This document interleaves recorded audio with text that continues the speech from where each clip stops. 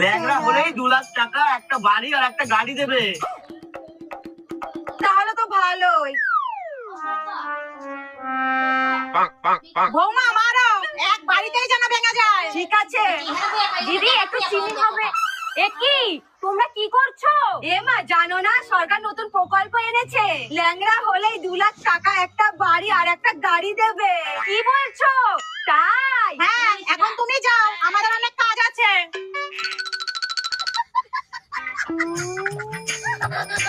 মা, একটু ব্যথা হবে কিন্তু। ঠিক আছে, কোনো ব্যাপার না, তুমি মারো। বলছি দিদি, কোন অফিসে গিয়ে ফর্ম ফিল আপ করতে হবে? আরে তোমরা এইসব কি করছো?